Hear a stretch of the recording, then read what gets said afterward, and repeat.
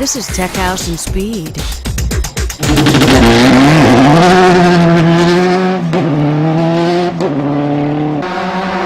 Rally drivers often use handbrakes to rotate a car around a sharp turn. It's a very personal decision that makes the location of the handbrake very personal as well. Here's a few examples.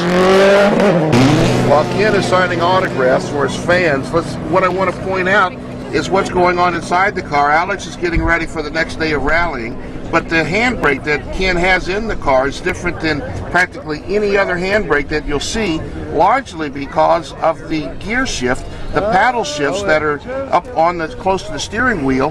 That means that the handbrake has to be close to the paddle shift to make the whole thing work. Alex Gelsomino, Ken's co-driver, how often does he use that handbrake in order to make all this work?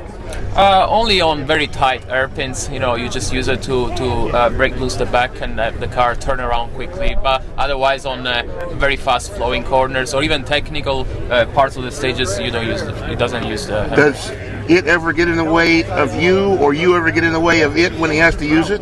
No, not really. We a few years of working together. We know that we have our own space in the car, and we don't interfere with the other guy. It's a nice dance. Yeah. So sometimes, we do bump into each other, but it's more like elbows, This is the number 40 Subaru of BMX legend Dave Mirra.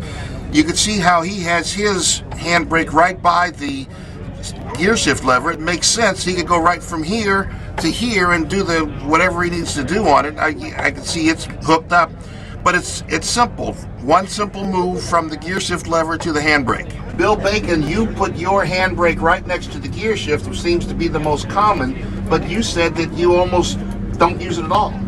We don't really use it as much as we had anticipated. We come from a two-wheel drive, front-wheel drive car where you have to use the hydraulic handbrake a lot to rotate the car. And with the all-wheel drive, the car, it will really come around on its own under power. So I had contemplated putting it even closer than this, so it was going to be the first thing I could grab. I talked to a few people that run the same sort of car, and we put it a little further away maybe than some of the other guys have it, and so far I don't regret it.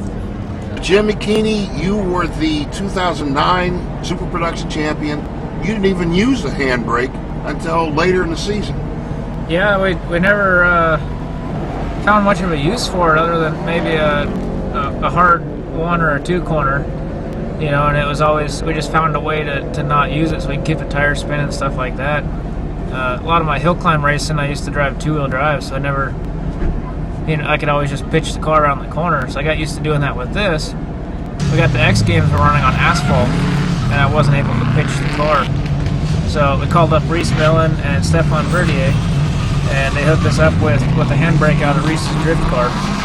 When we were at X Games, we didn't have a lot of tools or choice on things. So I kind of found a spot that would mount in the car where our brake lines would let us do it and where everything would work, and it's just kind of where it stayed.